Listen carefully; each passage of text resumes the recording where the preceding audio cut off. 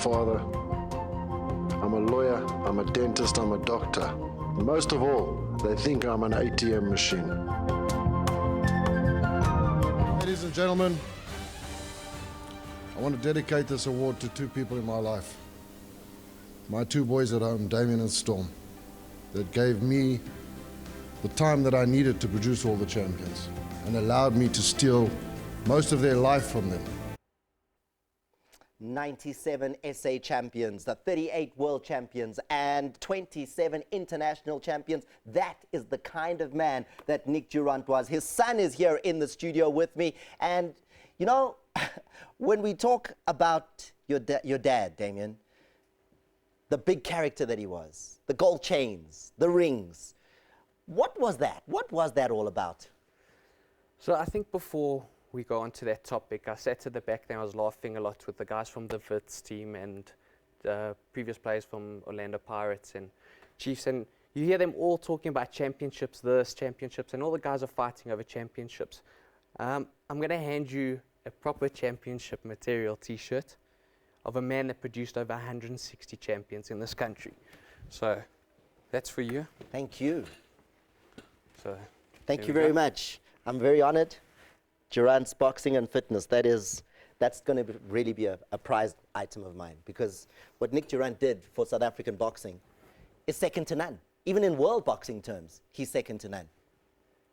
100%. You asked me about the gold chains and all the jewelry and the durag and all of that. You see, when my dad was a lot younger, he stepped into the game at about the age of 23. So he went over to the States.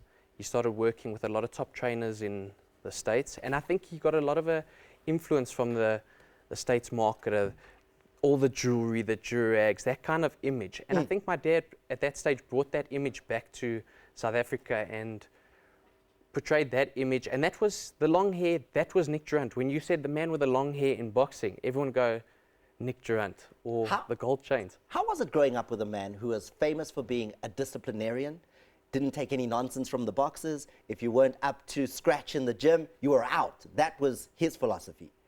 That was his philosophy in the gym. Completely outside the gym, he was a father. So disciplinarian, yes and no. Me and him had a different relationship. He was my father, but he was my best friend. So there was times we were best friends, and then there was times where he needed to be a father. So he wasn't harsh on discipline with me, but there was always that discipline factor. But he always had that. He managed to separate business, pleasure, and family life separately. Also notorious, famous for the tough negotiation. Not just for his own pocket though, but for his boxers. 100%. You know, a professional boxer's career is very short-lived. Most guys have a 15, 16 year span in a professional. So you've got 15 to 16 years of making money, in theory. So I think my dad always pushed for the best deal because he knew a boxing career is short-lived. So he always tried his utmost best to do it for his fighters because he knew they had a short-term career. And he always said to the guys, boxing is one chapter of your life. It's not your entire life. So what you need to do is take the money you make in the sport and invest it into another chapter in your life after boxing. Now, the list of boxers that were under Nick Durandt came out of the gym, promoted by him, made into world champions. Sugar Boy Malinga, Hawk Makapula, Philip the Time Bomb Ndo, Cassius Baloy, Zolani Ntete, Silence Mabuza, Muruti Mtalani. The list is endless. Yes. Did he have a favorite? Did he have a softie that he was like, of all of them? He had a special bond with all of the fighters along the way. I think with Sugar Boy Malinga, it was more the fact that my dad was about 26, Sugar Boy was 42. So he looked up to Sugar. Sugar was older than my dad, but Sugar respected my dad and always listened to what he advised. So I think he appreciated that space, and they always had a softness towards each other. I mean, we were down in Durban about 2 years ago. Maruti was fighting. Sugar Boy walked into the change room and they were hugging and talking stories, and they got on tremendously. It was nice to see a re-embrace. Then Philip Ndo had a special part in my dad's life. The Time Bomb. The Time Bomb. There was many memories for him, for my dad. That was his power puncher. It was his man. Philip was a good-looking fighter. He could fight, he could punch, he could box. He had all the characters. He was a good-looking fighter. He he had a lot of assets to him and he had a good heart. So I think that's where my dad had a good connection with Philip. Silence, my dad had a good relationship with on his maturity and the experience and the educated side of Silence. So my dad appreciated that factor. With Maruti, my dad had a very soft heart for Maruti. Maruti, my dad always said, was his little baby. So Philip was my dad's little brother, but Maruti was my dad's little baby. Must have been tough growing up in a household where he's got 40 top quality boxers, trying to give them all the attention in the world, and then he's got his 2 boys. So, as you've heard my dad in many interviews, he turned around and he said, you know, I need to take my 29 years that I spent in boxing and my boys allowed me to do what I did in boxing, and I need to put time and effort into them. So it was, the nice factor is that I was able to incorporate myself in the boxing. So yes, he didn't spend direct time with me, but we always spent time together. Whether it was overseas, we were traveling, inside the ring, we were always together. We were a team, so it was still quality time. Then he quits boxing in May 2016, and that's really when you start really kicking off. Yes. So you cross the street from each other. So I think I just picked up where he left off, and like a lot of people ask me, what is your goal in boxing? But why did he quit?